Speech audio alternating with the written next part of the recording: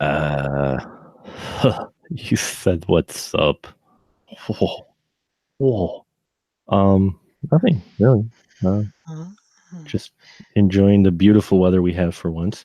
And uh, my did wonderful. your wife Hmm? did your wife pick on you? She told me about how. Yeah. Oh, Dawn would have been down here, but she's got to be on someone's podcast tonight. Yeah. Yeah. But how is Dawn? Uh, okay.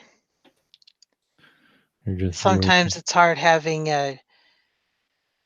Today was one of those particularly hard days with my immature child boss.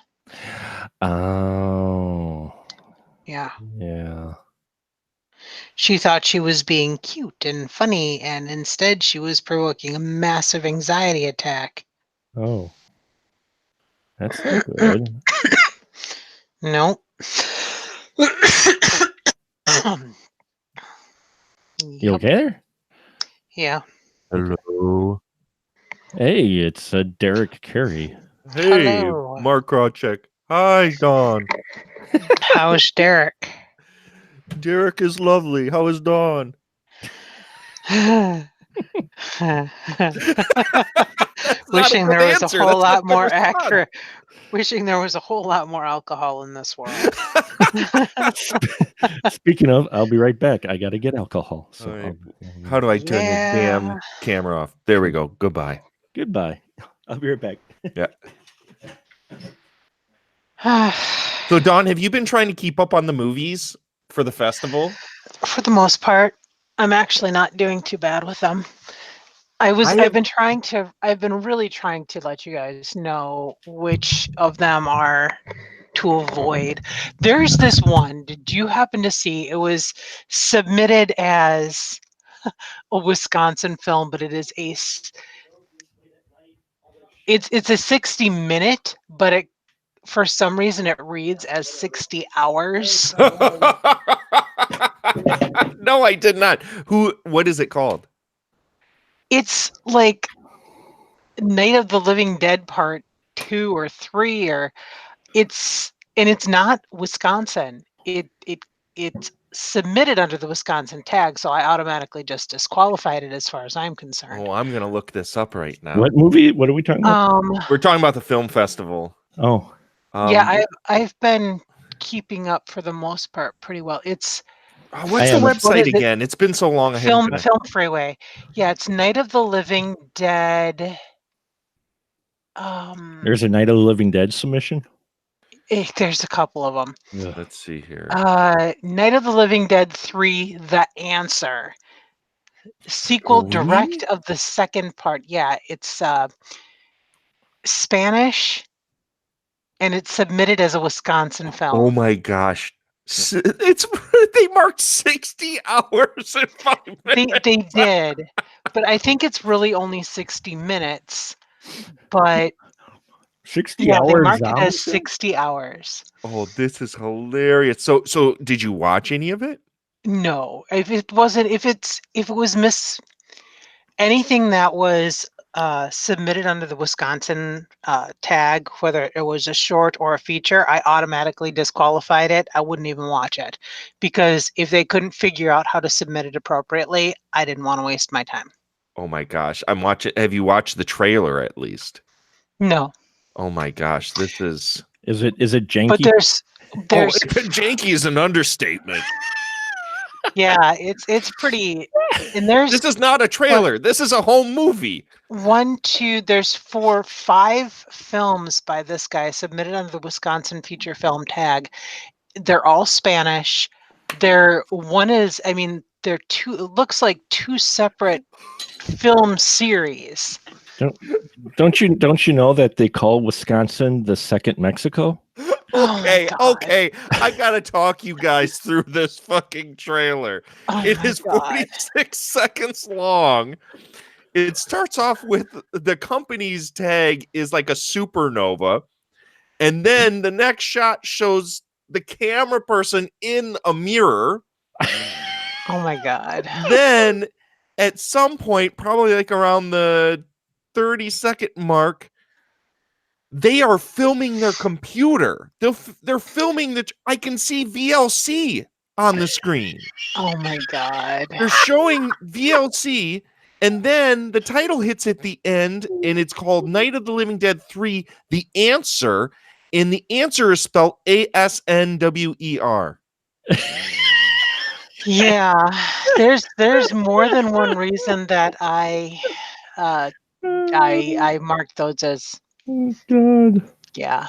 Oh my I'm glad you're Lord. doing your due diligence on this because I haven't watched a ton of them. No, I haven't really either. I've watched about 75. Holy shit! You are a trooper. Yeah, I think the last one I tried watching Ash Face, and it was so awful I had to turn it off.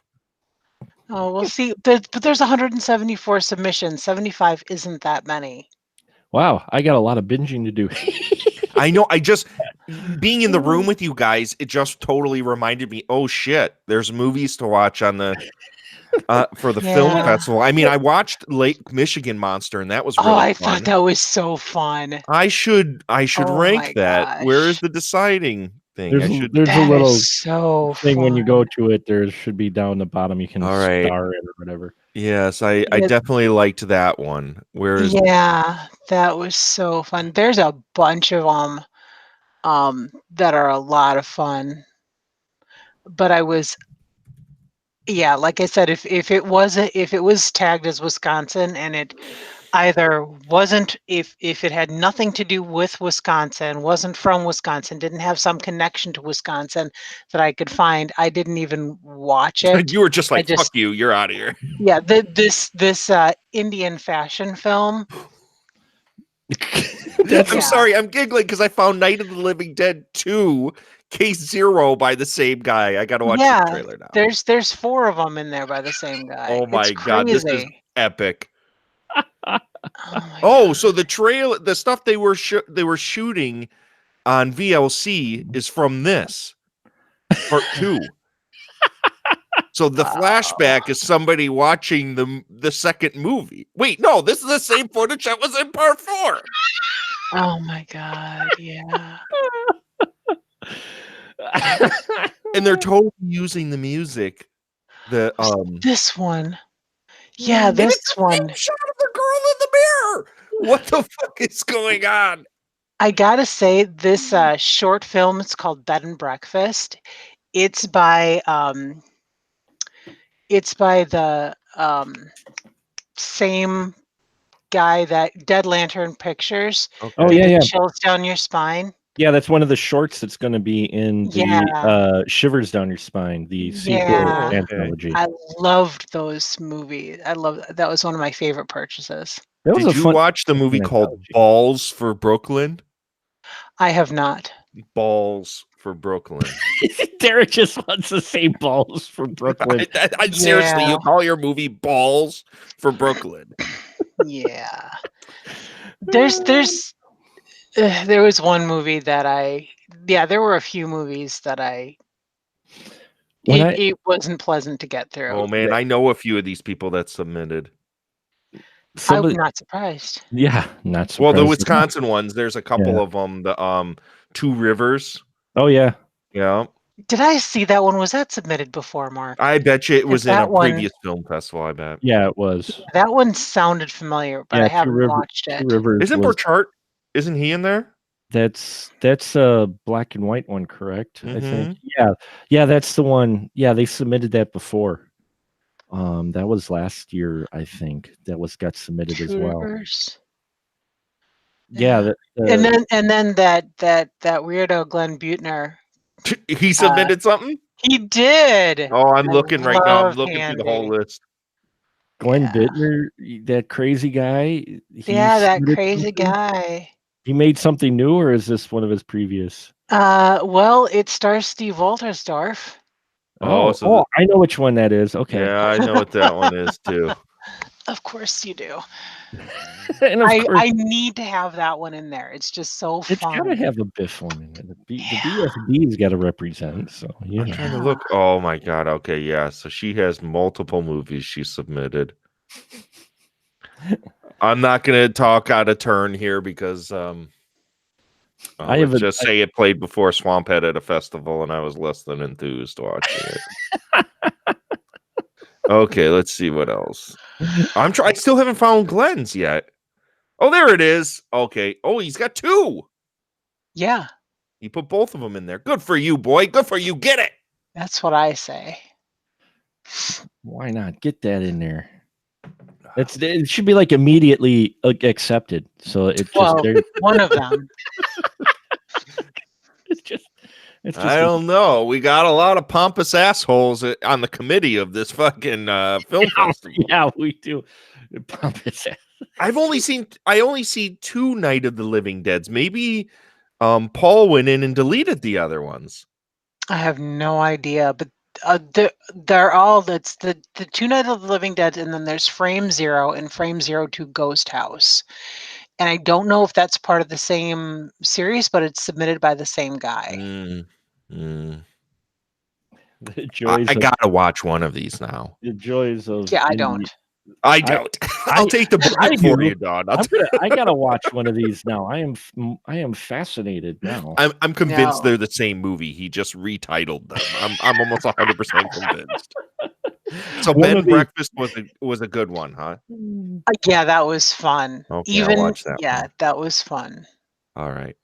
One of those he submits his film, the same film under multiple titles, because by God, one of these will get accepted.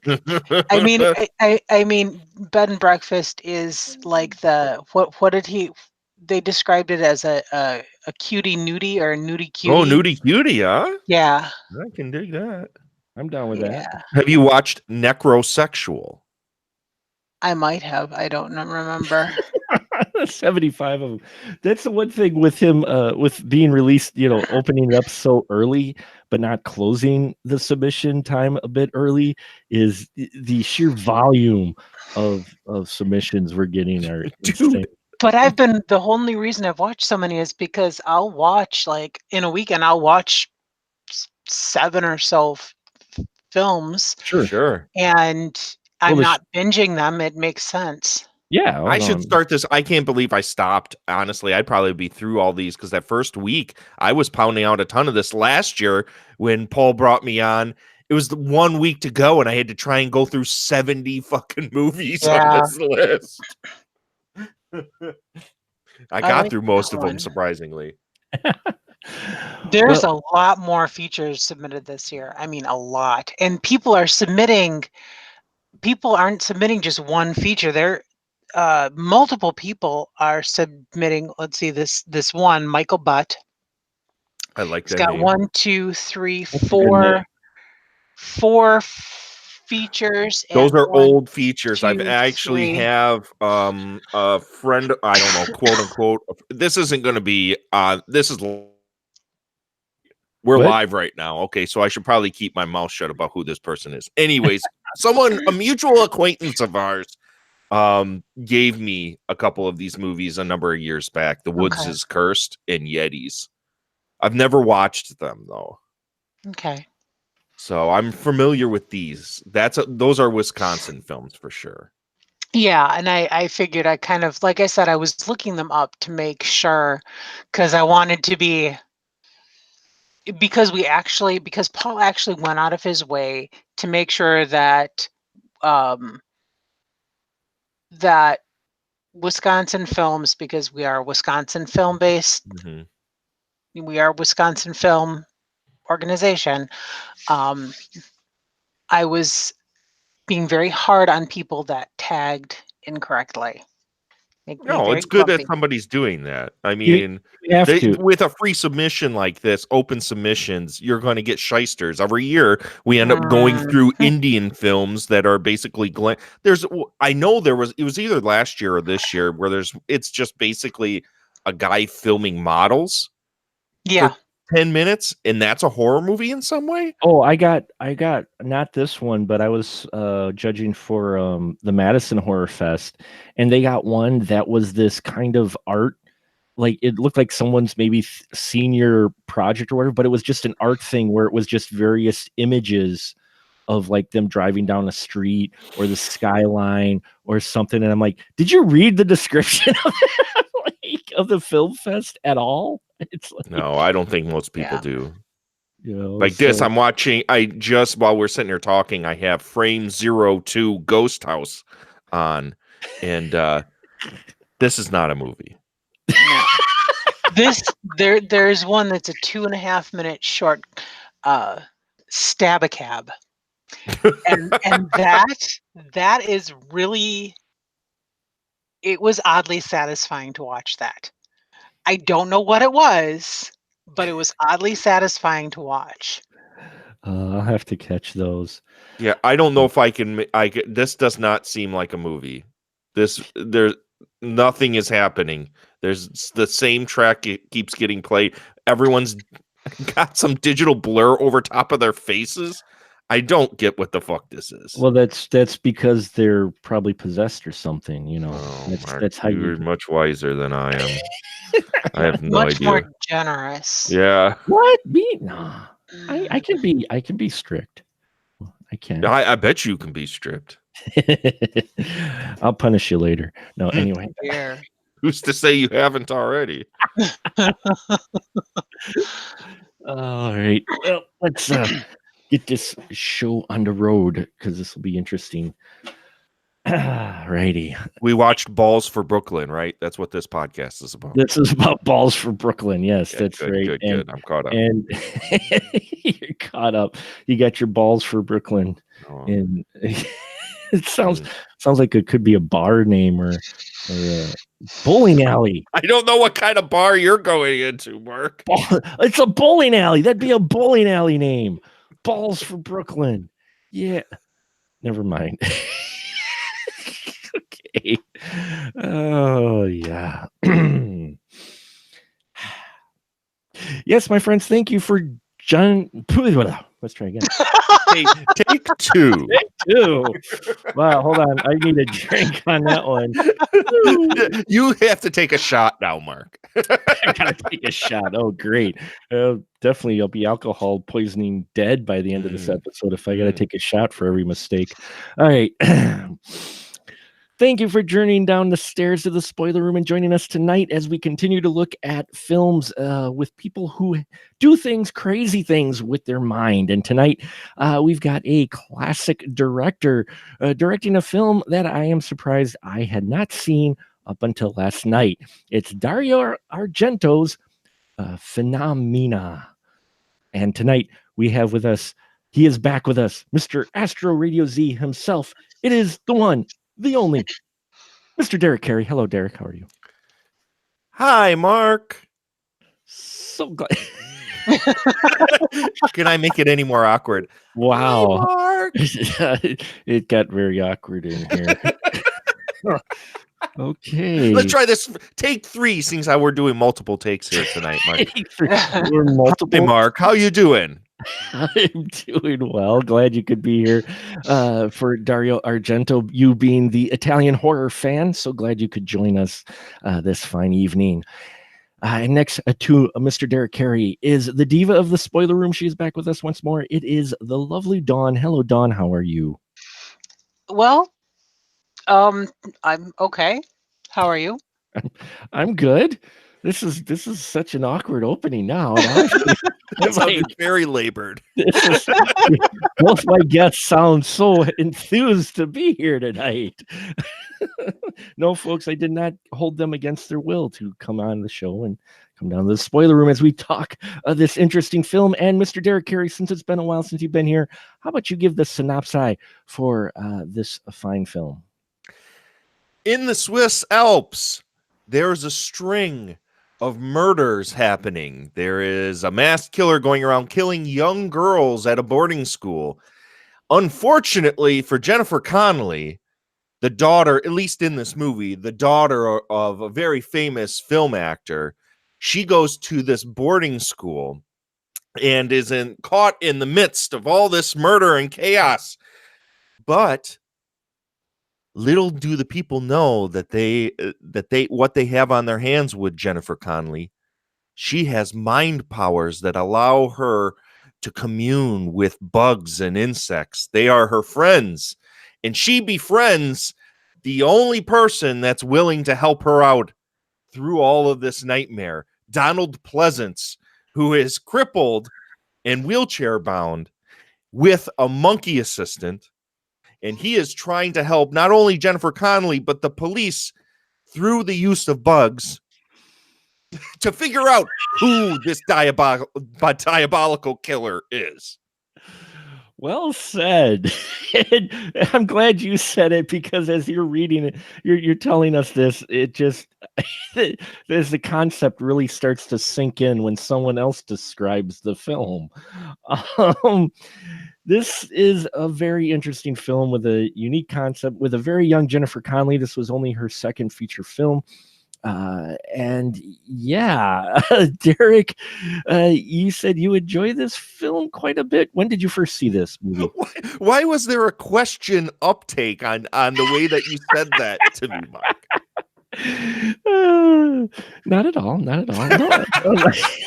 You said you like this? You like this? Okay, Phenomena is a strange movie, not only in the fact that it is a very strange movie, but in the catalog of Dario Argento, who traditionally foregoes logic and wants to delve more into stylistic choices and pure cinema beyond whatever traditional plot most people want to sit and go for in film. And Phenomena is no different. It's funny that you brought me back to be on this episode in particular, because I believe the last episode I may have been on was when you had me talk about the original Suspiria. Yes. Last year. And Phenomena and Suspiria have a lot of similarities. Not only is it a film that's very female centric, most of the cast is female. It also concerns our lead protagonist is somebody that is an American going to a foreign land to be in a boarding school. Like Susie Bannion in Suspiria, who leaves America to go to a German dance academy. Jennifer Connelly, who plays the character Jennifer here in her first acting role. Surprisingly enough, they give her own name so she can know who she is in this film. She goes to this boarding academy, and she's totally treated like the other in this movie. Mm-hmm. Also, we have a masked, mysterious killer that's offing these young girls. Now, if you remember Suspiria, not to go on a huge tangent here, but in relation between these two movies, Suspiria originally was meant to be acted by young girls. Mm-hmm. They were supposed to be like preteens and teenagers in this film, kind of like an Alice in Wonderland kind of movie. But because of the gratuitous violence in there, the producers got scared and decided not to go with it. 1985, what is it? Was it 7 years later when this was made? He gets his wish. He gets a movie where young girls get decapitated and stabbed and all sorts of crazy shit. So the parallels between Phenomena and Suspiria are very odd, and it makes me wonder if he finally got his wish, that he got to sit and make this movie where he gets to kill all these really young girls. I mean, we haven't even got to the point where there's rotting pits of maggots and a monkey with a razor blade and Jennifer Connelly and CG'd insects and all sorts of other fucking nonsense. This movie in Dario Argento's catalog marks a point where right after this he would make Opera. Mm-hmm. And then proverbially jump straight off the cliff. It's like it is really the point in his career where a lot of people would point to and say, this is where he started being shitty. So this movie is nuts. It showcases sequences where you can tell he's still a master of his craft, and then other sequences where you're just like, what the fuck am I watching? What is this? It's an odd duck. I can't wait. I personally have always loved this movie. This watch, I don't know if this is aging all that particularly well. Compared to how it was. So I'm really interested to hear what you guys have to say, because as the Dario Argento apologist in the room, I'm of course going to tell you I like this movie. So I can't wait to hear what you guys have to say about this. Don? The only movie from Dario Argento that I really not liked was his Phantom of the Opera, the one with Julian Sands. It was so bad. It was awful. Like I've tried like 4 times to watch it, and I've never made it all the way through. And that's saying a lot. I enjoy this movie. I thought it was the pacing was a little slow. Some of the scenes lulled for me. But I agree. He definitely loved that child peril, and he definitely pushed to get it in here. I was his little I actually was watching for and entertained by the fact that in this film, Daria Nicolodi's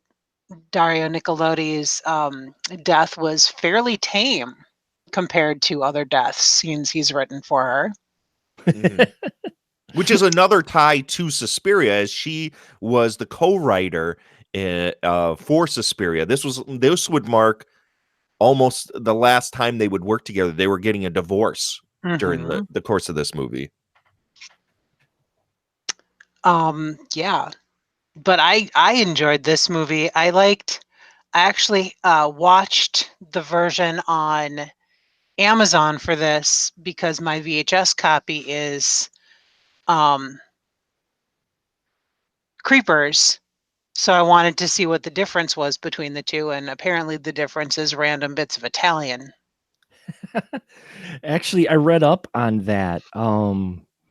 Because that's the version I watched, and the reason it was random bits of Italian is that was what they were able to salvage when they were restoring it. Yep, it's the unrated cut. They did the same thing. If you go back and you watch, after Anchor Bay got a hold of most of Argento's catalog, they went back and restored the original uncut Italian versions of these films. And if you go see Deep Red, it's the same way. If you watch it in any way now, as opposed to the Deep Red Hatchet Murders, which is the U.S. version of this of Deep Red when it came out here. Same with Creepers. When they finally put the unrated cuts together, they obviously didn't dub that stuff, which the vast majority of Argento's catalog, if you've watched any of it, you realize that there was a certain period of time in Italian cinema where they claim they didn't shoot sync sound. Now, that's been kind of dispelled by a lot of the people behind the scenes with this. Some of the films, sure, but not all of the films there was no sync sound whatsoever. They just overdubbed everything for the foreign market. So that's why if a lot of this feels so awkward and stilted, like the acting and whatnot. But that's also to speak to what you're talking about here, Don, is that, yeah, those were the sections where they were in Italian, where the unrated cut was in Italian. So that's all they had left. They didn't overdub these. And obviously it was like maybe 15 years later when they finally got the unrated cut, those actors were far moved on. Not that they couldn't just overdub anybody. Nobody would have noticed. But yeah, that's the reason why. Oh man, I thought it was a stylistic thing at first. Nope, it's purely because it's the unrated stuff. It's the stuff that they cut out for Creepers. Right. And most fans of the genre would be okay. It would accept it as a style thing, though. I mean, we like the films. We know what we're getting when we pick them up. Yeah, I mean, I at first I thought that was kind of, okay, so he's kicking into Italian here, kind of adding, the mix, because she is in a foreign land, and then it happened again, and I'm like, wait a minute. Because it blended, they edited it well. I mean, it you don't notice any cut or change in quality or anything, but it's just suddenly they kick into Italian, and you're just like, okay, after the like third time it happened, I had to check my audio settings to make sure I didn't go into some alternate audio track by mistake. Well, if you want to, I have, and you can, they always, if you have any Arrow releases, you know how high quality their Blu-rays are that they put out, and you have the option to watch it in Italian. So there is none of that jumping. So you can watch the entire thing in Italian if you want. Right. Oh, that'd be interesting. But I mean, it didn't distract me too much. It just was, like you said, like Dawn said, with the genre, you kind of expect stylistic things, especially when you're talking Argento. So I thought at first that was just, his thing that he was doing. But yeah, that caught me off guard too. But you like this one, Dawn, you said? I did. I did. I thought it was very charming. I thought it was very unique. It is definitely unique. Yeah. I mean, the feeling I got, because this was the first time I watched it, and I'm like, how have I not watched this movie before? We've got an ape with a freaking straight razor. We got a girl who can talk to the bugs, and we got Donald Pleasance in here who could easily have been the doctor from Halloween, retired. So Donald Pleasance, until he actually explained that he was an entomology teacher, I thought that he was, I was of the impression that he was some sort of forensic anthropologist working with the Swiss police on those murders. Well, that's the impression first I got until he said he was a professor, because I was the same way. I'm like, oh, okay, he's a, what you're saying, a CIS type guy. All right, this is cool. Especially with the way the narration and stuff goes. You're like, the way it's voiced over. I'm like, oh, okay, kind of a crime drama element in here. No, he's a professor. I'm like, he just helps out. I'm like, okay. Which is a rather interesting angle, because what professor would ever be allowed to take the decapitated head of a victim and allow it to just rot to prove how long it had been dead? Right? I know. He just revealed it. The cops are sitting there talking about the death, which we witnessed at the beginning of the film, which was totally Argento. I mean, you watch that opening with the tracking, the moving of the camera, which couldn't be easy because this was still shot in film. So some of those shots, but you watch that, and then he's got this rotting head in his office, and you're just like, what, with the maggots?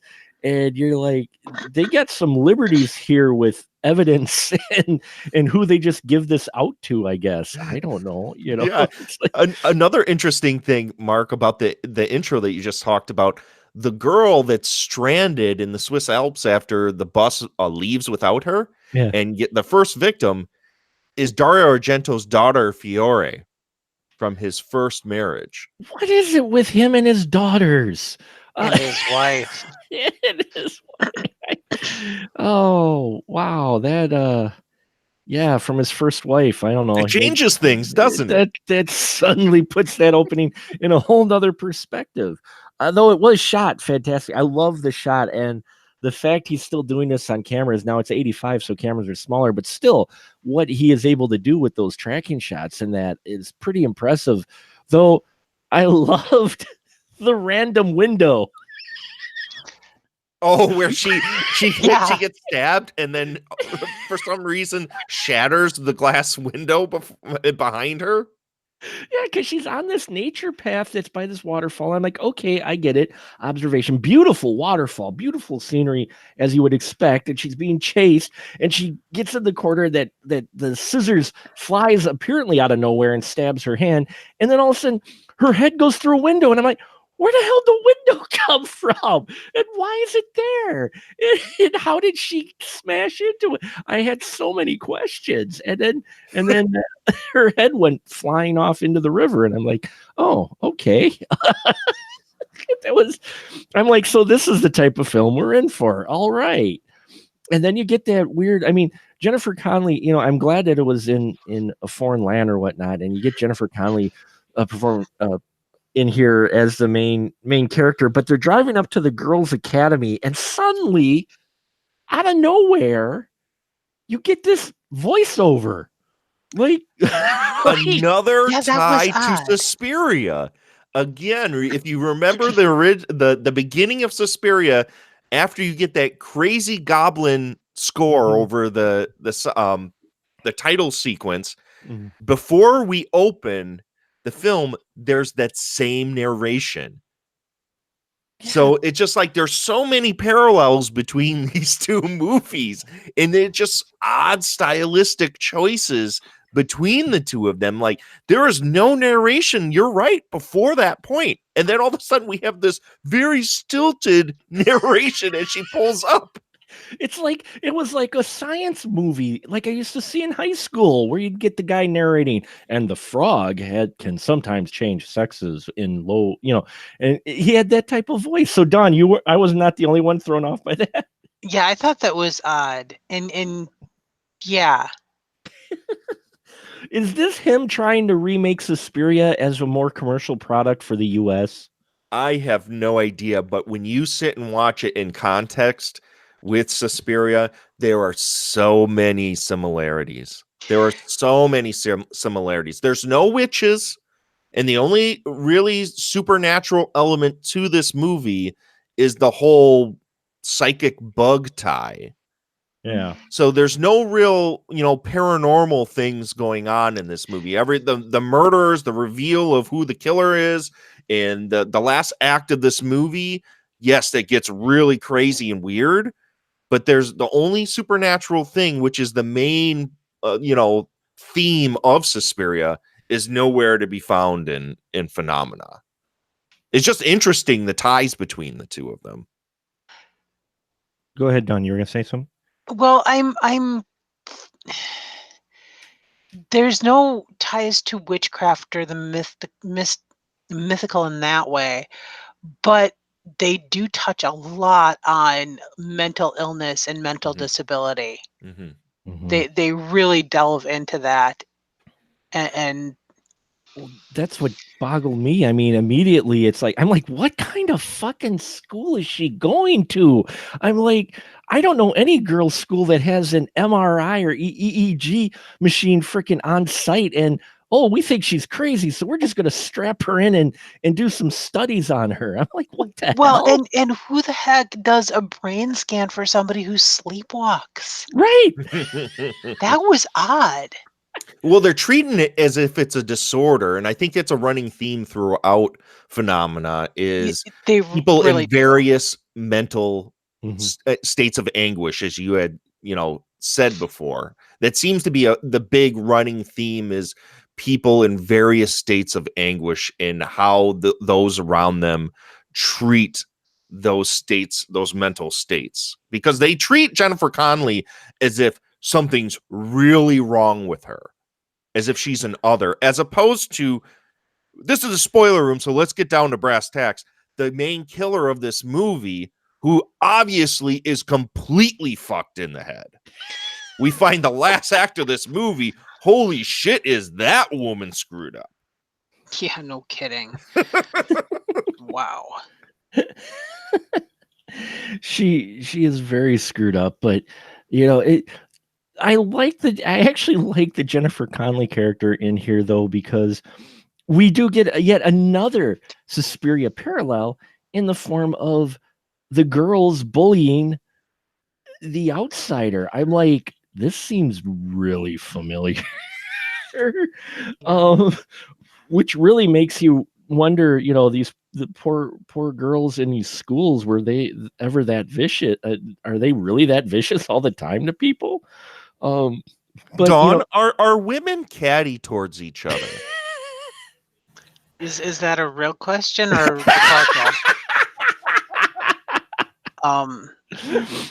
because I'm sorry, in the 80s, teachers really did not give a crap how much kids were bullied. Sure. They didn't. Mm-hmm. Well, yeah, because you get that scene when she comes back and they read her letter about how she's confessing to her dad. She can talk to the bugs, and she's only got a doctor to confide in, and they're just in her room and they just go through her shit, and then they start bullying her, and then the headmistress lets this go on for a while. Then she's like, oh, no, kids, stop bullying the girl.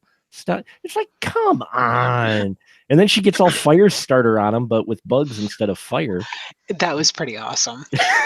And then another parallel to Suspiria, she faints in the middle of the floor, surrounded by everyone in a wide master shot, just like Susie Bannion did after she got the prism light shot in her eye by the cook and the little lad.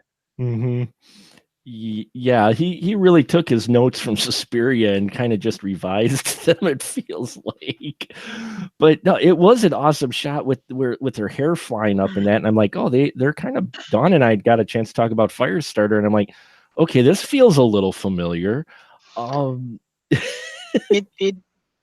They're definitely that is definitely a trope that is used to signify psychic power. Yeah, it's kind of like the same as ghosts. Ghosts are freaking loud in movies because you get a hum or some sort. You're like, what the fuck, And here it's hair flying up. It's Iron Maiden all of a sudden being played at full volume while Donald Pleasance is being taken out of it. No, it's Motorhead. After Donald Pleasance gets offed unceremoniously toward the end of this movie, all of a sudden Motorhead starts blasting as they're carrying him out of the house. You found that funny, Dawn? Oh, yeah. I'm watching this and Sheldon walks in and he's like, is that Iron Maiden? The most inopportune times. It's like Claudio Simonetti, who is the keyboardist for Goblin, and it did most of Dario Argento's soundtracks, puts together this wonderful score for this movie. The points where his music is playing, it fits so well. And then all of a sudden, because this was at the same time that they made Demons, which mostly has, a fully Western hard rock heavy metal score to it, that somehow leaks over to this one where all of a sudden the flash of a blade by Iron Maiden just starts out of nowhere on a scene that doesn't even contextually make sense for it to be in. Are you talking about the scene when she's walking into the garden and finds the glove? Yes. Because wow, that didn't make sense. I was watching this with my lady friend, and she was like, what the heck is Iron Maiden playing for? It's just that I love Iron Maiden as much as the next person, but holy shit, that scene where Donald Pleasance gets killed and the paramedics are carrying him on the stretcher out to the ambulance and Motorhead is playing is got to be one of the most inappropriate times for Motorhead to ever be played ever.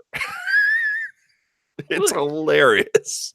Well, you mentioned he gets unceremoniously offed. I mean, here we've got a main character who, in Jennifer's life, in her European life that she's been here, this one and only ally, and he just kind of gets poked. And then, Motorhead. You're like, and then the monkey climbs on him and pokes the hole and tastes the blood. And then Motorhead. Motorhead. So the monkey. Yes. Was that supposed to be like his service animal? Like his... Yes. That's what I thought. I mean, and here's my next thought. How much influence do you think that had on the movie Monkey Shines? That's an interesting question because Argento and Romero worked a lot together during this period. Mm-hmm. Two Evil Eyes, obviously Dawn of the Dead. I mean, there's a bunch of back and forth between the two. So that's an interesting question. And especially because in the little trivia stuff, there was the note that Jennifer Connelly got bit during the filming of this because the monkey got all pissed off. So here you've got this monkey as a service animal that's nice and a little bit psychotic because it likes playing with straight razors and knives. And then it gets all pissed off and bites the lady friend of the guy he's supposed to be helping. Wow. Just reading the synopsis for Monkey Shines, it's been a while since I read it, but just reading it, it literally is Donald Pleasance's character. Mm-hmm. Athlete Alan becomes quadriplegic after a horrific accident. His friend Jeffrey, who is conducting experiments with monkeys, offers Alan a well-trained monkey named Ella to help keep him company and raise his spirits. Oh my god! Literally, have you seen Monkey Shines, Mark? it's been a while. I've seen that's it. a good movie. I know a lot of people dog on it because a lot of people like the dog, kind of that middle era, George Romero. But I've always liked that movie. I like it too, which is why I brought it up. I'm glad you did, because now suddenly my brain's just like, holy crap. He totally did a whole movie on the Professor John McGregor, Donald Pleasance character. So now we have to do a fan edit where we mash Phenomena and Monkey Shines together. Oh wow, that could almost work. I got to talk to my bud Eric about that, because he made me a while back. We were at a party, and he's just like, I got this idea. I know, Derek, sometimes you do these fan edits, these mashups. I got one. I want you to edit together RoboCop and Leviathan because of Peter Weller. Oh, and shit. I want RoboCop Nice. backstory to be Leviathan. So I cut it together. It's called Leviacop. And it's hilarious. Oh my god, that's beautiful. That's so fitting. And now, what would we call, what is the mashup for Monkey Shines and Phenomena?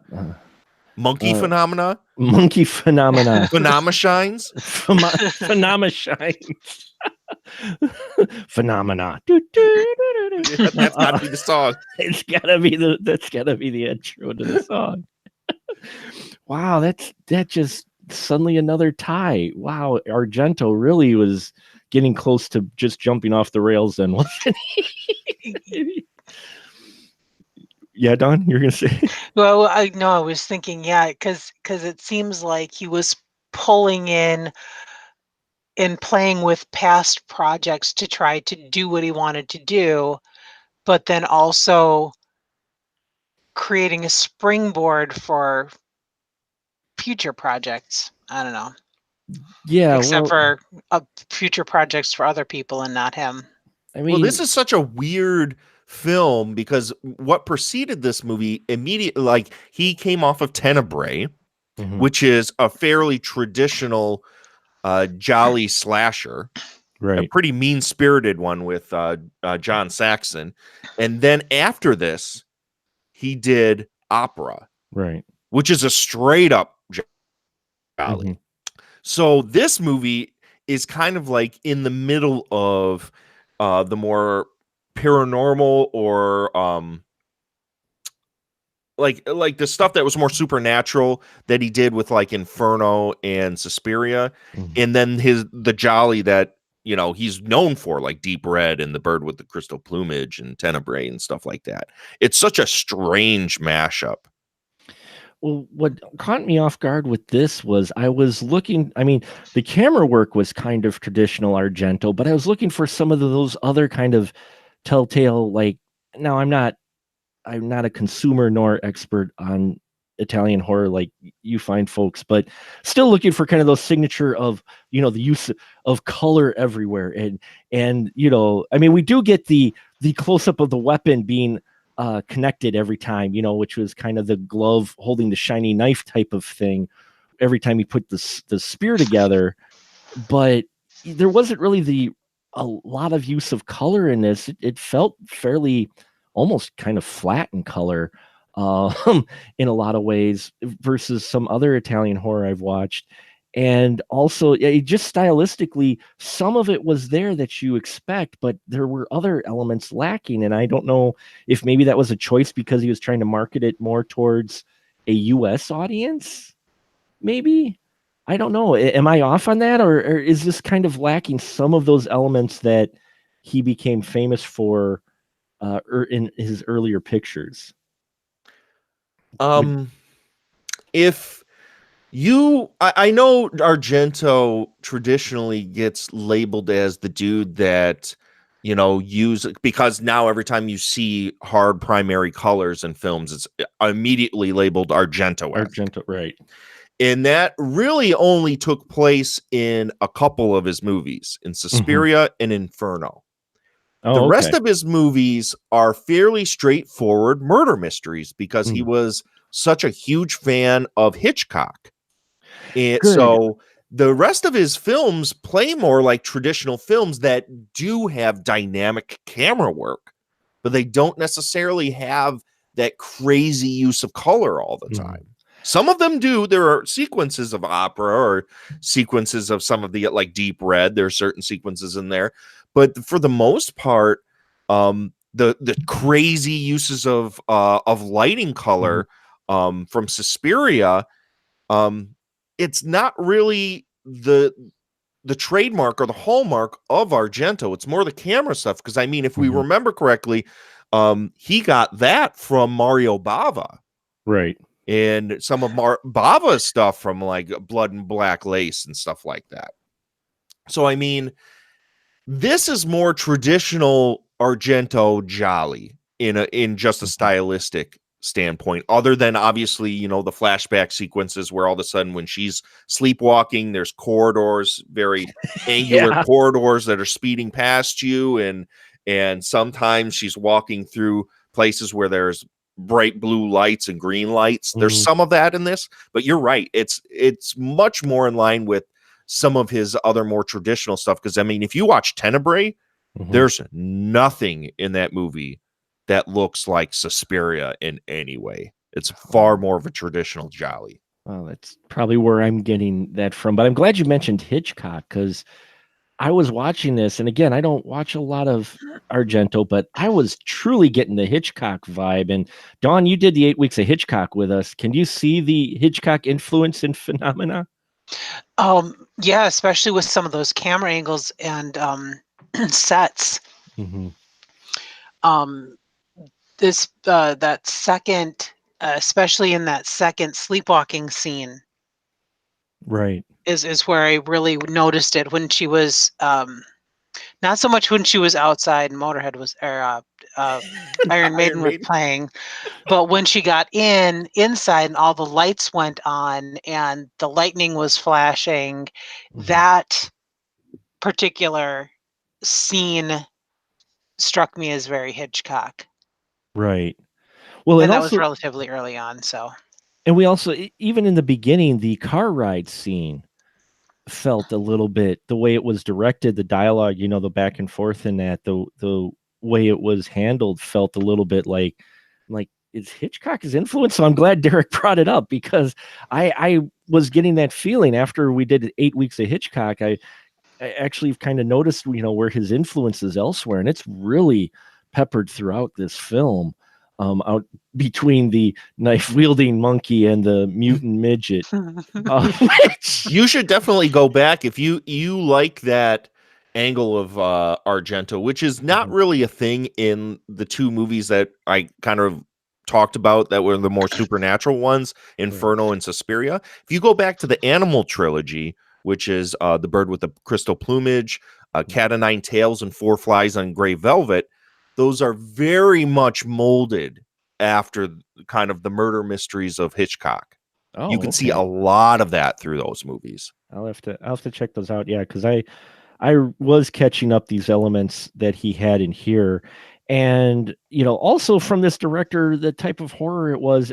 Granted, we get kind of more of it in this. We get a lot of it in the third act, but up until then, we don't get a huge amount of the telltale blood that we normally get. I mean, we still get, you know, a couple of brutal murders, but still, overall, it was the lack of blood on screen, at least for a long period of time. We don't have that in here either. It's more of a quick cut type of thing, though. I do love the shot of the spear going through the head when she was sleepwalking along the edge. Did you like that scene, Don? it was a nice startling scene with lots of blood. And it was shot well too, though. I mean, it's like you're like, wait, did they really stab her? What?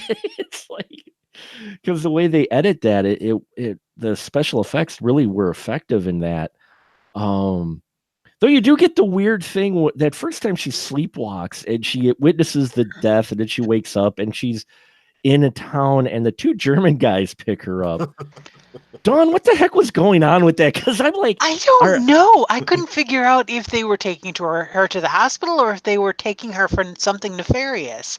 I really couldn't figure that out. I couldn't either. I was like, wait, are they trying to help her, or are we getting into a hostile version here suddenly? Is she being taken out in the what's going on? I was confused. Derek, were they trying to is it a little unclear what their intentions are? I think at first it's really unclear, but at the point where she jumps out of the vehicle and rolls down the hill and they're looking for her and they're just like, let's get out of here. It's quite clear that they had something else in mind. Because why would you bolt? If you were concerned for this girl, you would go help her. But if you were thinking you were going to get it in and you were going to do something pretty nasty to this girl, yeah, you probably would leave at that point. That's well put. I hadn't thought of that. It's such a weird scene in is a movie full of weird scenes. And the only real purpose it seems to have served was to introduce her to the monkey. Yep. Yeah, it was just to get her from point A to point B. It was, yes. It was. Because I thought for a minute, okay, are we going to go into a little bit of a trauma thing, and then she's going to, like call all the scorpions to come stab these guys, or what? Because I kind of wanted to see that, but no, she rolls down the hill, and oh look, hey, there's a monkey right there, a monkey in the woods, just because he's hanging out. It's a nice night. Again, another complete stylistic change in the film. Like this movie constantly, if there's one gripe I would have about Phenomena, but it's also a strength of this movie as well, is that tonally it is all over the place. The thing that I took away from watching it this time was that the editing isn't particularly strong in this film. Mm-hmm. It's kind of herky jerky. And because of the editing and the dub, this movie just feels so stilted for the first half of it. Because you can't quite get a grasp on where the fuck this movie is going. Because sometimes it's kind of campy and comedic. Other times it's supposed to be very dreamy and kind of operatic. Other times it's supposed to be a fairly hardcore horror, like slasher kind of movie. You never quite get a handle on what this movie is until that last act. I think for me, the only thing that really worked in this whole movie is the last act. Once Jennifer Connelly, she's sick of everybody at the boarding school making fun of her, and she keeps having premonitions of this killer, and she's sleepwalking and everyone's making fun of her. So she tries to go and get a hold of her dad, say, hey, get me out of here right now. You're rich. I don't have any money. I can't afford a ticket. Get me the hell out of her. And then the killer reveals herself and takes her to this house where Jennifer Connelly should have ran for the hills when every single mirror in the place is covered up. And two, when Daria Nicolodi hits a button and steel trap doors come down on the windows, I'm like, oh shit, I'm fucked now. That at that point in the movie, all of a sudden the movie focuses, and it's basically a horror movie from that point out. But before that, I don't know what you guys thought. Like watching this, I've seen this a number of times, and I've always really liked it. But that first juggling act of like setting up what this movie is just doesn't really work all that well. It's just a mess. Would you agree with that, Dawn? Yeah, it definitely plays at some supernatural fantasy before that point. Dark fantasy, true, but yeah. And yeah. Well, in all honesty, I thought maybe they were going to go the angle of all of this shit that was happening was stuff happening to her as she was getting whatever treated or whatnot for her quote unquote mental illness. Oh, so you didn't believe she actually could control the insects. You thought that was just her actually having a mental illness? For up until the killer revealed herself, up until that point, I thought maybe because what you were saying, Derek, it's kind of, the way the editing is and studying the way things play out, I thought for a minute, just for a little bit, that is this all in her head and she's actually either in an insane asylum or, getting shock treatment or something. I don't know why that hit me, but it felt that way because of the way it was a bit disjointed and you weren't quite sure what they were getting at with a lot of this film. Cause you're like, okay, I mean, Conley's character, in all honesty, though, still overall for the type of film this is in that, I think her female character is actually fairly strong in this film. Dawn, what would you say about her character in this? Would you say that it was fairly strong? Oh, definitely. Mm-hmm. Definitely. She's used to being, well, she tells the story about how her mother left her when she was really young, so she's had to be very strong with her dad being such a absent so much Right. on set. Very eccentric character, without a doubt, but strong, definitely. Well, and she's aware that she's strong. I mean, that she's eccentric. I mean, she's very aware of who she is and what she is, though. With very confident in herself, which I liked. Derek, would you agree as well? She's especially for kind of the type of film. She's a very strong female character, though. Oh yeah, the character's extremely strong. Mm-hmm. Is the performance extremely strong? I don't know. That was not the question that was asked. That's a different question. Yeah, so Derek, you were kind of getting into, you don't think Jennifer puts in a strong performance as this character? I don't know if it's necessarily her fault. Right. I mean, we do have to kind of take it with a grain of salt because of the dubbing renders all emotion moot in any of these movies. But also this is technically, I believe, her first film. She was also in Once Upon a Time in America, but she only played a small role, I think. I don't think she was. She's definitely a lead in this. This is the first lead she's had, and to this type of film that carry for a basically her first lead is gotta be stressful and tough for her. Well, and also dealing with a completely foreign crew and director. And I have to say, and I love Dario Argento dearly, but I have a feeling she probably didn't have the best direction to give a really nuanced performance, which this character, she ran the gambit emotionally through this movie. There were times where she was super earnest and serene, and there was other times she was supposed to be manic and crazed, and the dream walk. She's asked to do a lot as a young actress in this film. Yeah, it's a complicated role for someone just basically her first carrying a film on her shoulders. Dawn, would you agree? Maybe that's what what might have been a little bit much for her first starring role. Possibly. Yeah, because it seems like an awful lot to ask of any young actor or actress, just a young performer in general. Usually they get a little bit earlier roles, but this is a complicated character in many ways of what she has to do and what she goes through. I'm like sitting here going, okay, I understand it's a budget and the times that this film was made, but you have your star performer in the middle of a road with cars trying to avoid hitting her. You have her swimming in a lake surrounded by actual fire. I got to ask you guys, did that scene completely remind you of Friday the 13th Part 6? Oh, God, yeah. Where Tom Matthews is out there with the rock and the chain and lights the lake on fire, and he's waiting for Jason to pop up. Watching it this time, all I could think of is Friday the 13th Part 6. Yep. It had definitely had that feel. It felt like he may have borrowed a little bit from that.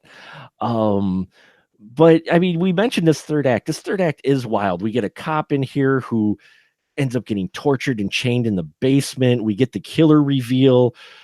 We get her getting poisoned, but at least it almost felt like everything was just so that he could get to this. Like he had this worked out first, and then he was trying to figure out how to get here. Mark, how often have you seen in films where somebody gives somebody else poison that's been packaged like you could buy it at a store? I was kind of wondering about that. I'm like, it looked like she gave her Advil, but no, apparently they package their poison in Europe. I guess it's, you buy it off the shelf. I guess, it's not the over the counter poison. Yeah, I could not figure out what kind of medication would cause that. Yeah, that's why I was watching it going, did she just go to the pharmacist and say, hey, I want about 2 boxes of poison. Can you give me some poison? The type you ingest in the stomach, it causes cramps and then eventually, fainting and death. That's the kind that I want. Well, fainting and death, I only got about 3 pills left of that. I can sell you that. I'll give you a discount. Otherwise, it's on back order. I got rat pellet poison. You want some of that? But they don't package it up like it's Advil. No, they don't. I was trying to figure out. I mean, if she had handed her 2 pills, which I thought at first she did, I'm like, oh, okay, but they were packaged. And I'm like, wow, that's efficient. What about the sequence that right after that, where Daria Nicolodi, she puts up the steel doors and the windows and whatnot, and the cop shows up, and Jennifer Connelly, for some reason, thinks she's going to be able to get the phone with some cane. Yeah. What'd you think of that, Dawn? I mean, this whole sequence where she's trying to escape. I understand they're playing her as a young girl who's still a strong character, but improvising. But the scene with the cane and the phone, what?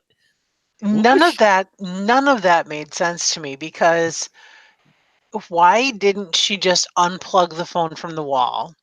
Number one. Yeah. Because apparently she didn't. She just moved the phone into the other room and locked the door. And then, I could have seen how she could have possibly gotten the phone, but then she wasn't doing it right at all. Why didn't she just jump over? Exactly. Why didn't she just jump through and call from in there? She could fit through the window. She obviously could fit through that window, but she's wasting her time with a cane and trying to loop it. I was trying to think that too. I'm like, just crawl through the window. You're skinny and you can fit through there. Really? There's so much at the end of this movie that makes zero sense. Like, and then after she drops the phone into the hole, she crawls into the hole and finds the phone, and then she starts trying to crawl back out. Yeah, why isn't she using the phone? Exactly. Just call the phone while you're in the tunnel, and then suddenly, she gets pulled through by. Just randomly, the detective who's just all tore up, and she falls into the vat of despair, of putrescence and maggots. Putrescence and maggots. Okay, that's a thing I didn't understand about her character. That is the thing I absolutely didn't understand about her character. She can communicate with bugs. She likes bugs. They established that, from bees to stink beetles, spiders. All the bugs in Donald Pleasant's office, and the flies, the maggots. But she couldn't deal with maggots. Yeah, I could not understand that. I mean, she was freaking out about the maggots in the glove, freaking out about the maggots. So wherever she found them, in the towel or wherever she found them. Right. Yeah, it was in the towel in the room. I mean, I can see her freaking out about the body parts, but I didn't understand the maggots. They swear at her a lot every time she tries to talk to the maggots. They insult her. They're just constantly screaming in pain. They're screaming. They're vulgar. Hey, in her defense, she did fall into a vat in a pit of liquefied human remains. And that part I got, but it was the other parts, like when she found the maggots in the glove. Yeah. And those are the parts I didn't get. I totally get the freaking out about falling into the vat of Putrescence. yeah.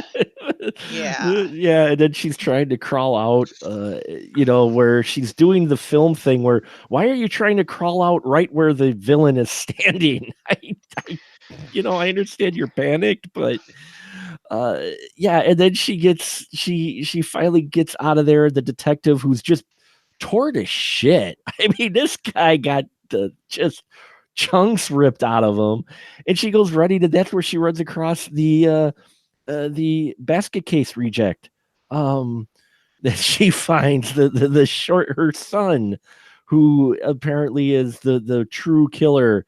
And then we get that whole boat sequence, and then at the end you're trying to figure out, how is this going to end, because she swam her ass halfway across that lake, which I'm impressed with, only to have the killer show up again. But Conley's character doesn't off the killer. No. Dawn, who gets the last blow on our killer? Oh my god. Oh my god.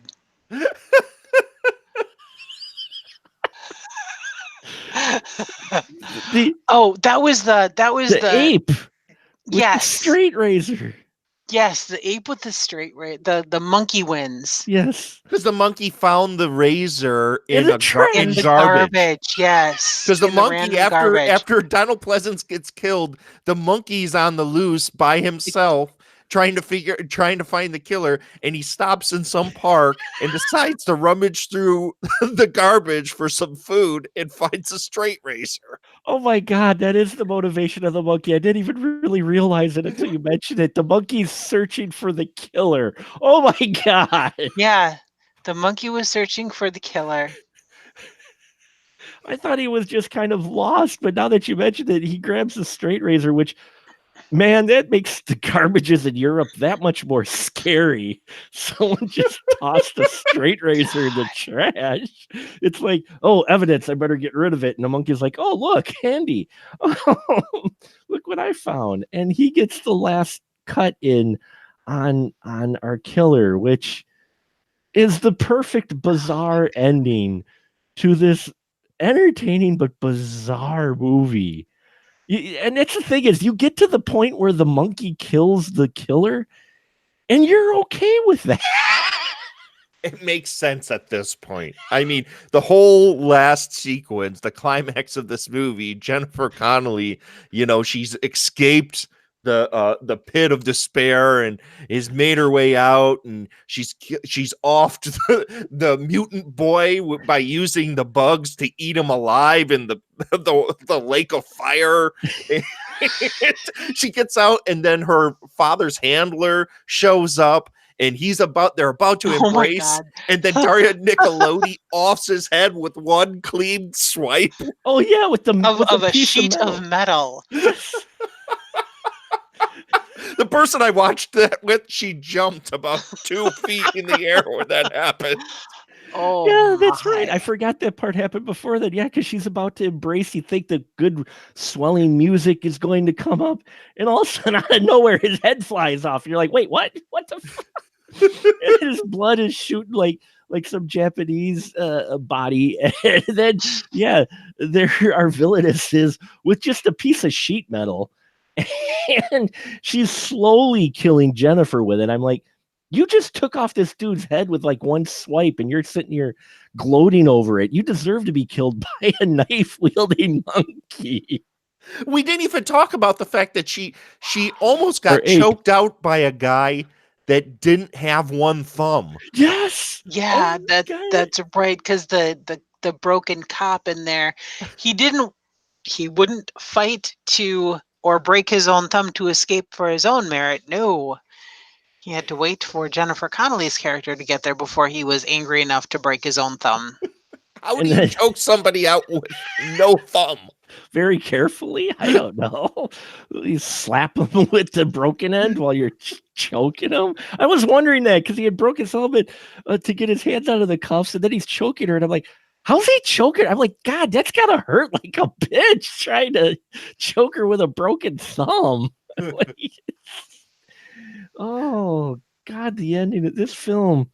I tell you, it's my first watch, and I'm just sitting there going, how have I not watched this film sooner? Because it is so bizarre, but entertaining. You're like, why am I enjoying? I should really be enjoying this film probably just as much as I am, but it's just so out there and different that you just roll with it. Yeah, by this third act with the monkey in that and killing, you're just like, yeah, okay, I'm good. Makes sense to me. The monkey had a straight razor. Forgot about the straight razor monkey. I'm impressed he made it that far without getting arrested or something. But you're not gonna forget that ending. No, that's like Felissa Rose with the dick at the end of Sleepaway Camp. You're not gonna forget the monkey with the straight razor. No, you're not. And oh man, and then the monkey goes to Jennifer Connelly, and I had read just before that, I had read about her getting bit, and you get the scene with the monkey's got his ass to the camera, like he's saying "fuck you," and that was why her finger got bit, because they didn't want to hit the monkey or the ape ass to the camera. It's actually an ape, I think. Yeah, chimpanzee. But in any case, this film, yeah, it's a wild ride. It is different. It's definitely European. I mean, the approach in that. But I by the end of it, I was smiling, but I'm like, what exactly did I watch? Like, it's like a greatest hits of some 80s horror put into a film in a way, with some of the elements you have in here. I just wanted to see more bug action, though. I was disappointed there wasn't more like bug action, though she did use it to get the mutant boy. Dawn, how about you? Did you want some more bug action going on? I did, but honestly, technology and special effects weren't developed enough to do a real good job of it at that point. I mean, the effect that they used when the flies against the moon, you mean? Yeah, against the moon. The effect that they used there with the coffee grounds poured in water. Yes. That was nifty. That was really nifty. But the only way to have really great bug action would have been to have better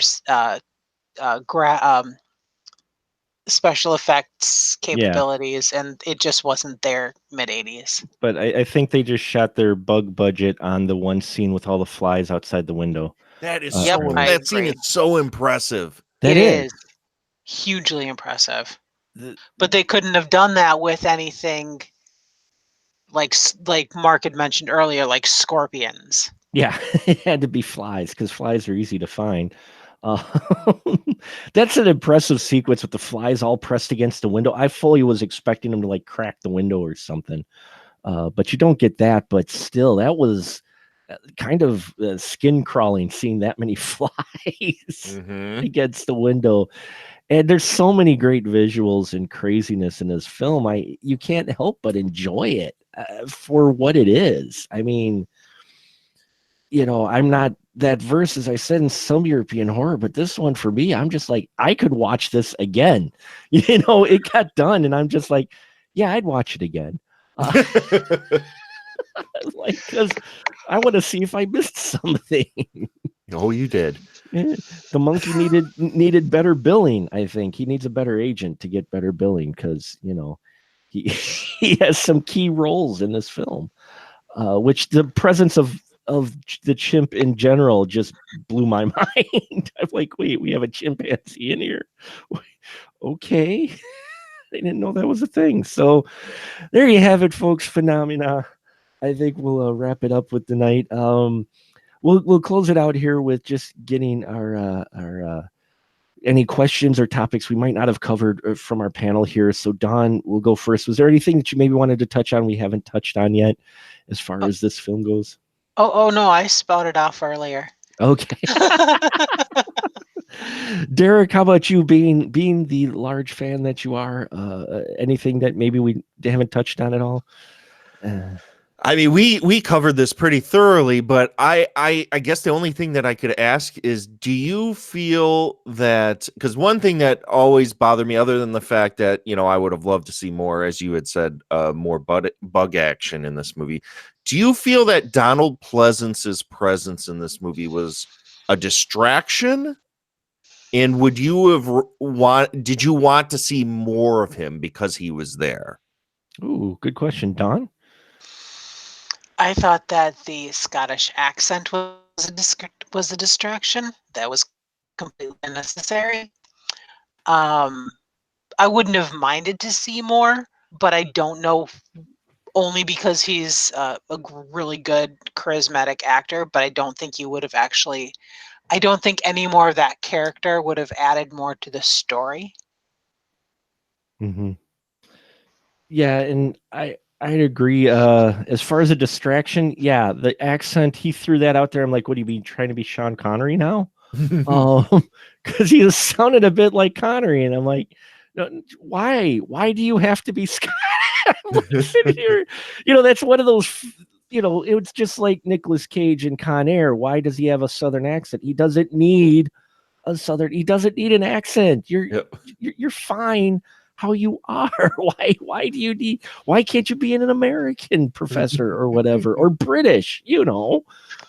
But Scottish, why? So that was a little distraction. And yeah, I did I was curious more about his character. As far as wanting to see more, I think it would have taken away from a film that, as you mentioned, Derek, in the beginning, at least the first like 2 acts of this film, kind of jumps around and it's kind of disjointed in a way, and not necessarily, the most cohesive. So I think adding more of him might have taken away from that.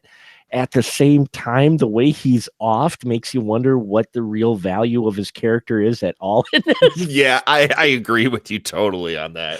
I mean, that's the one thing, is they kind of play it up as he befriends her, but she's not hanging out with him that much. But then he just gets unceremoniously like stabbed once. I'm like, not even like multiple stab wounds, or he falls off the wheelchair and down the stairs or something.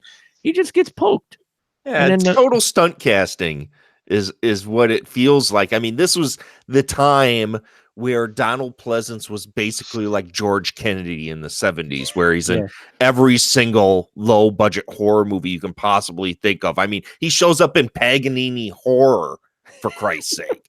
This guy's in everything at that time. So it just, his role, I wanted to see more of him, even though I agree with you too. I think, it would have drug out this already completely convoluted cockamamie plot in the first 2 acts of this movie out even more.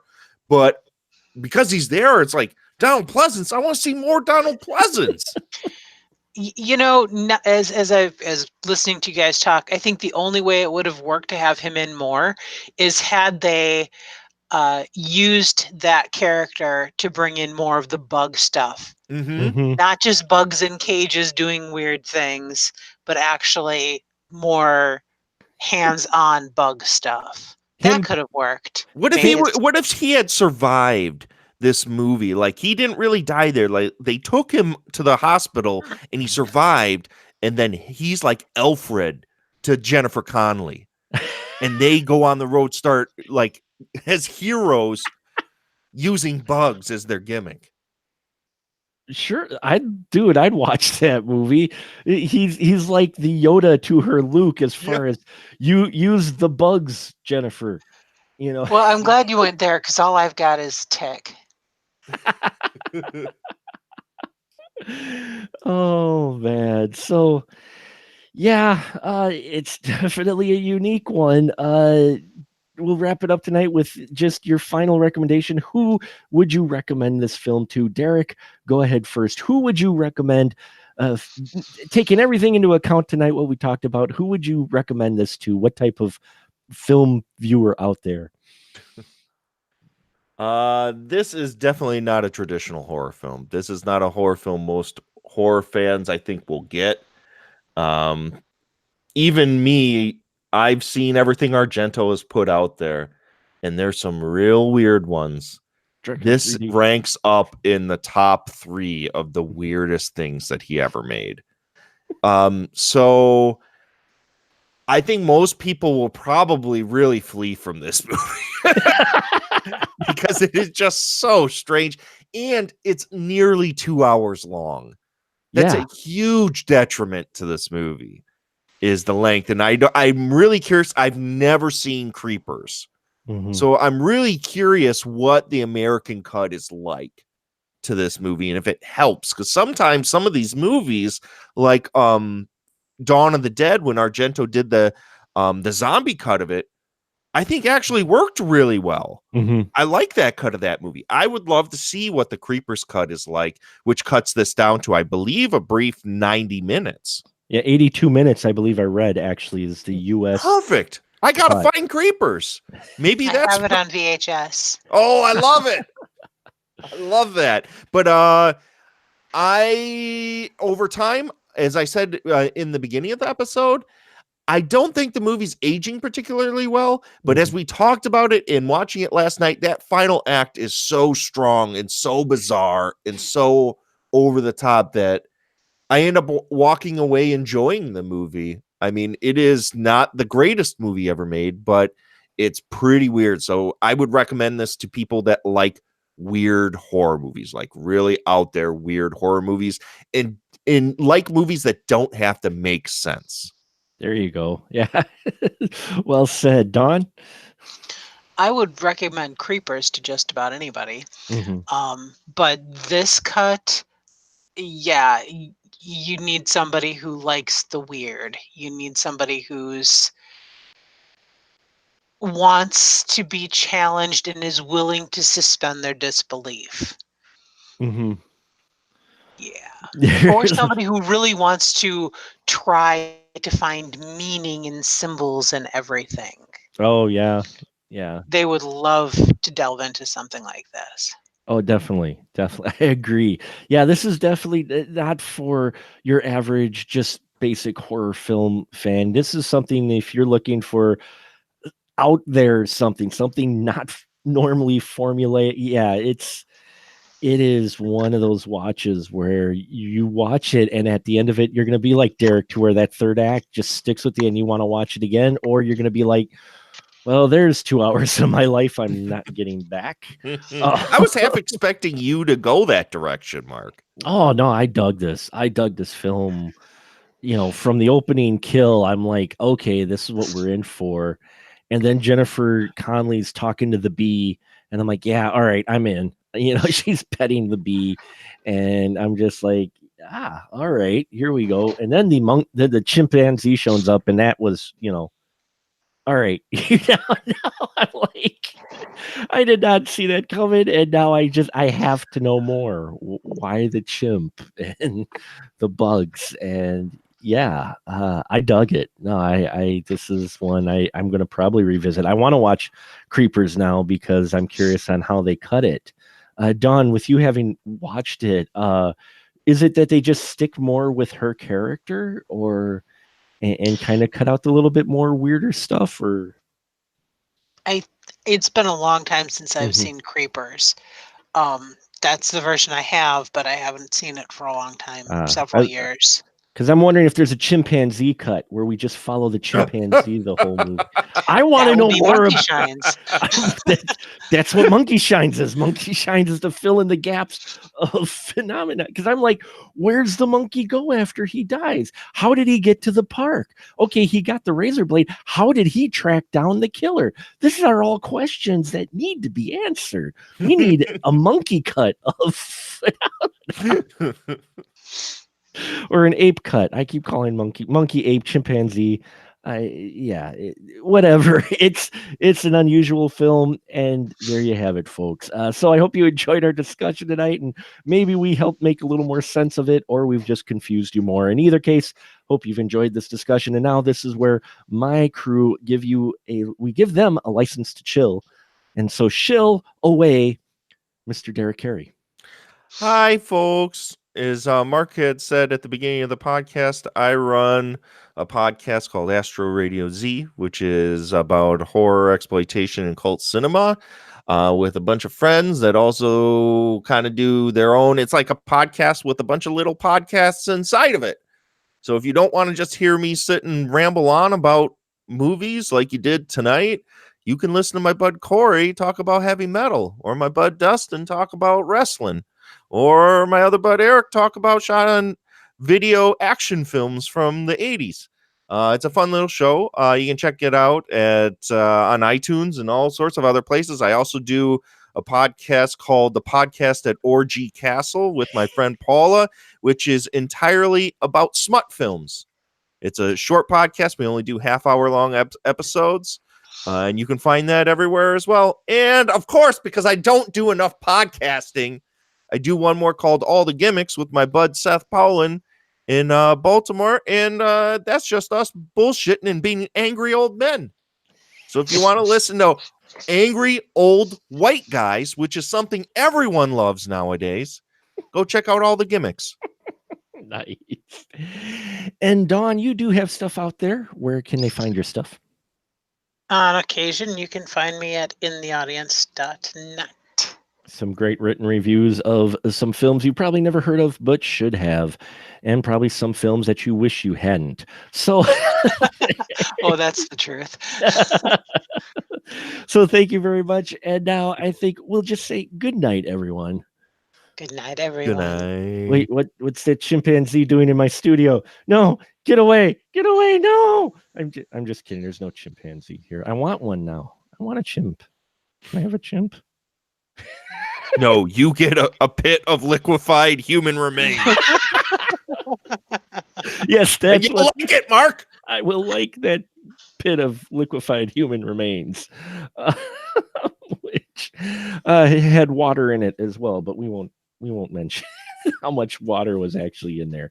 The top was the dissolved human, which just brought me back to Necromantic. So I just, I don't know why that film has damaged me now, because whenever I see a corpse, I can't think but help of Necromantic. Because So. you get a tightness in the britches. No, Is that why, Mark? no. There's a distinct tightness and uncomfortableness in the crotch area. Not for corpses. Sorry, that's not my bag, man. I need at least a little more skin on them. I don't know. I like them. You're digging your own grave. I on am this one, digging. bud. I'm digging my own grave. Well, thank you guys, Derek. I know you don't do these too often, but I appreciate you coming on. Very no much. problem. And Dawn, thank you as always. You don't- It was nice to chat with both of you guys. Yeah, you don't have to really twist my arm to talk about Dario Argento. Or I did make me think- watch a Dario Argento film when you're like, "Oh, we're doing Phenomena." I'm like, "Yes." Well, until maybe we talk Dracula 3D. Holy shit! Have either of you seen that movie? Yes, I have. God. Dawn, have you seen that movie? Oh, Dracula 3? 3D. 3D. 3D? I don't think I have. Dario Argento, 2012. It's the last movie he made. Yeah. Rutger I Hauer think- is Van Helsing. I think I have it on my shelf. I just don't think I've seen it. Holy sorry, I think shit. I picked it up because I know it was Argento's last film, but I don't think I've watched it yet. Holy shit. You just say that Rutger Hauer has Van Helsing. That just makes me laugh.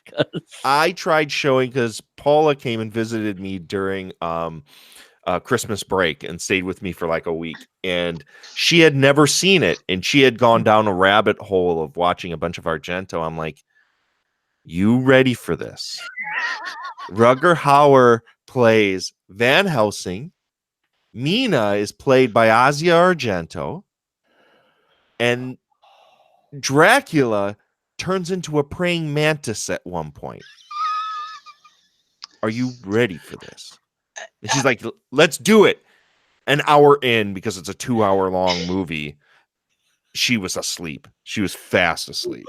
Maybe I have seen it. I think you may have watched it, Dawn. It you just blocked it from your is brain. it supposed to be unmemorable?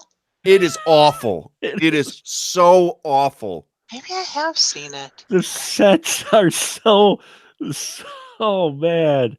Asia Argento could not act her way out of a wet paper bag. It is one of the worst performances this side of I Spit on Your Grave Deja Vu.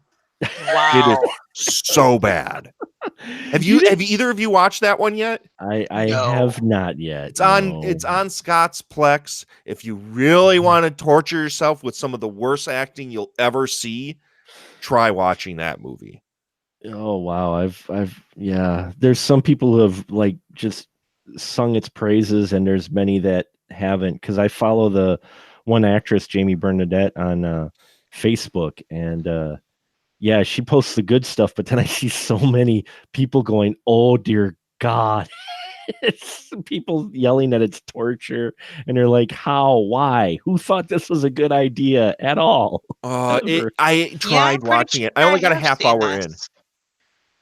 You with Dracula 3D? Yeah, I'm pretty sure I have seen this. She doesn't play Mina. She plays Lucy. Okay. Yes. Yeah, I have. It was completely unmemorable. That's why I forgot. Yep. It is. Yeah. That's fair. It's the gigantic praying mantis is about the only thing I remember. User review. Dario Argento takes a dump on Bram Stoker's classic story with this amateurish, cheap, dull production. Yeah. That's okay. It's Yeah, true in every way, shape, or form. And this is, I don't know if I've told you this, Mark, at some point. I bought the 3D Blu-ray of this because I was hoping at some point to finally watch this in 3D. Uh-huh. And then they discontinue 3D TVs immediately afterward. Oh no. And I've never watched it in 3D because I gotta believe the only reason this movie looks the way it does is that they were compensating because it takes to shoot on 3D. It takes the camera exposure down a few stops. Oh, okay. So everything is so overlit in this movie, and everything is like blocked center frame. It is so un-Argento in every way. So I wanted to see this in 3D to see if this helps this movie at all, because it is the most ugly looking fucking movie. It is. It's that set, that bar set, the pub. Oh my God. Dude, the set when the train station Yes. looks like some high schooler threw it together in After Effects. Yeah. I'm not great at After Effects, but I put stuff more convincing together in fucking After Effects. Yeah, that was Terrible. I really liked Swamphead. Well, thank you. So sweet of you. Who does it? How can you not? Swamphead is awesome. I will put Swamphead biting that dude's head floating in that shot over that shitty train station shot in Dracula 3D any day of the week. That's a great. That floating headshot Swamphead is pretty shitty. Yeah. Oh yeah. Oh, you know what? I forgot. I did my review of Godzilla versus Megalon, and I thought of you, Derek. Why? Because there's a shitty dummy scene in that film. I don't know. Have I seen What is Megalon again? That's the one with the robot Jet Jaguar who helps Godzilla. It's like that Jet Jaguar one. Yeah, the one that's considered the worst one of the series. Though I will protest that and debate. I thought that was King Kong versus Godzilla was the worst one. No, actually, a lot of people considered Megalon was. Just because it was so campy and so like, I mean, their fight is literally a WWE fight. But at one point, they kick an alien out of the vehicle, and it's a total shitty dummy that rolls down the hill. And I'm like, okay, I want to watch. I've been meaning to watch the Jet Jaguar one for a while, and I could never remember which one it was. It's not the best one, but yeah, it's Godzilla versus Megalon. And that one's so popular everywhere is doing research on these films while I'm doing this Godzilla challenge. It turns out the VHS version of the film someone dropped the ball and it rolled into public domain. Oh, really? So- Where did you watch it? I have a copy of it. You have a VHS of it? No, not a VHS. I got the DVD because they did rips of the VHS copy on DVD, and Doc has it on his Plex, and you see copies of it. Saw it everywhere. Ask Dawn, who ventures into the bins of DVDs. Isn't Godzilla versus Megalon like everywhere? How do I not? I wonder if I have this. I wonder if I have a copy of this. Well, I know I do. I think everybody does because it was so available and so cheap because it lapsed into public domain. Someone dropped the ball on that, and so that one was everywhere. But it's got a shitty dummy scene. It's not too long, but I just thought of you, Derek, when I saw. Oh, I'm gonna watch it for sure now. I'm totally gonna watch it for that, sure. and it was geared towards kids. But there's a scene. These guys are driving this truck, and they got Playboy centerfolds on the back window, clear as day. 2 of them, and I'm watching this going, oh well, this is the Godzilla films where they were really going towards kids. And wait, what's that behind their head? Oh my, is that real? Oh my God. Well, it's already got a plus on its side. It's only 78 minutes long. Oh yeah, it's short. It's not a long watch at all, and it breezes by pretty quick. Good. I gotta ask you though, have you done Son of Godzilla yet? Yes, I have. So this can't be worse than Son of Godzilla. No, well, this has more entertainment for. That's why I said this one isn't as bad as and Son of Godzilla is actually better than Revenge of Godzilla, which is also called All Monsters Attack. Oh. But it's close. Son of Godzilla and All Monsters Attack are very close. The only thing that puts All Monsters Attack, aka Godzilla's Revenge, worse is Godzilla's son talks. Like, I don't think I've seen that one. And you want to know how he talks? He talks like this. That's right. Oh, that's right. Hello there. I'm your friend. And I'm just like, I'm watching it going, what the fuck? Oh, that's hilarious. Yeah. And the entire film of All Monsters Attack and Godzilla's Revenge, all the monster scenes, except for like 2 minutes of it, 3 minutes at tops with the new character Ibra, is all stock footage from previous Godzilla films. Wait, okay, I gotta ask you, because I'm looking through Doc's Plex right now, and he has one called The Return of Godzilla. Yeah, that's actually the Japanese cut of Godzilla 85. It says it's from 2016. That's when it was released. I just don't think he's edited the information on it. But The Return of Godzilla is actually the Japanese cut of Godzilla 1985. Okay, I've recently watched Godzilla 1985. Is this better? Yes. What's different? You don't have the American parts breaking up the actual story. It's a little more serious in tone. The portrayal of the US and the Russians is highly more exaggerated to make the Japanese prime minister look really good during their discussion about nuclear weapons and how they choose not to use them. You don't have blatant product placement in it. Yeah. No Raymond Burr. No Raymond Burr. No, it's pretty much the difference between Return to Godzilla and Godzilla 1985. It's the same as the difference between Godzilla and Godzilla King of the Monsters back from 54. It's pretty much this. It's almost the same spirit. I don't know if it's on purpose or what, but it's pretty much the same thing, to where the one is more of a cohesive story because you don't have interruptions from the American scenes that seemed forced, and the story just flows better. It's not as interrupted as it is, when they insert American scene here. Maybe I'll watch it. I'm not a huge fan of Godzilla 1985. Like, the suit doesn't really look all that great, and I like the miniature city Tokyo that they had the Godzilla in. I thought that was done really well, and the getting Force X Force or the X, SpaceX, the ship. At least they had defenses against Godzilla. He looked all right. At least he looked a little bit angrier in this one than he did in the later Showa era films before this. Yeah. He at least looked somewhat scary. And I caught it this time, at least in the Japanese cut, the music that they use for him is totally 80s horror music.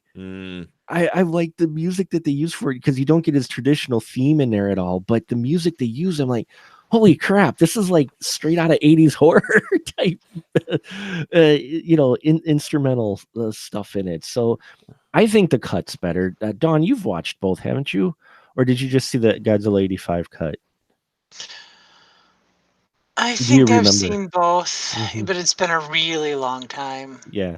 No, I would, you just watched Godzilla 85. Don't know if you want to maybe see the same story again, but I think it just plays out better. It's just like any of these, because watching, especially the earlier ones, they kind of moved away from having two versions. But the earlier ones, there were a lot of cases where they had the American cut and the Japanese cut, and the American cut just throws the narrative off so much because of the way they edit and insert the scenes. You're just like, especially when you watch them back to back, you're just like, oh no, I prefer the Japanese, especially the Godzilla versus King Kong, which there isn't two endings. That's a myth. But Godzilla versus King Kong definitely is one of those that is better, the Japanese version, because the American scenes just interrupt the story so much. That movie's so poopy. It's so poopy. I have Megalon on right now, and oh man, these suits. Yeah, well, by then they were getting real cheap because they were having a hard time getting money for these films. So, the suit really looks rough in Megalon.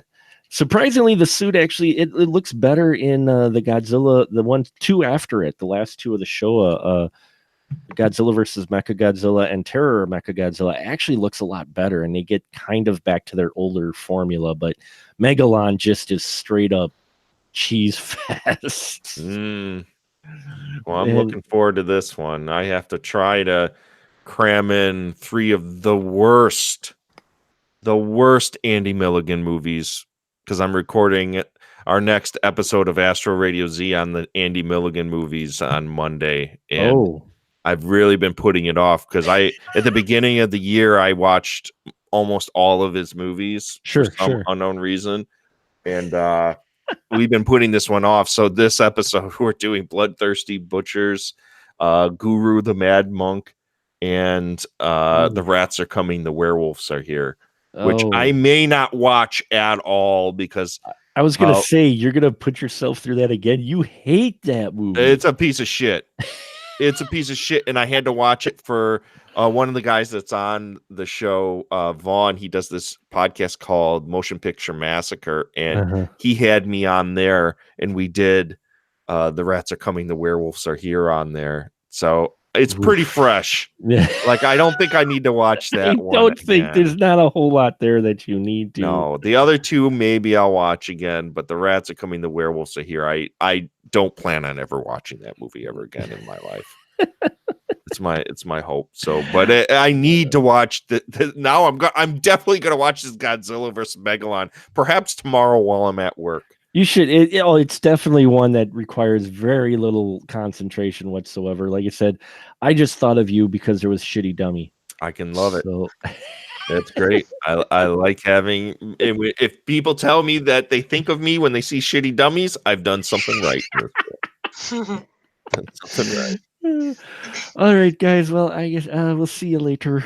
Adios. I think we'll drop off. Good night, guys. Bye. Bye. Take care, Dawn. Thank you again. Thank you, Derek.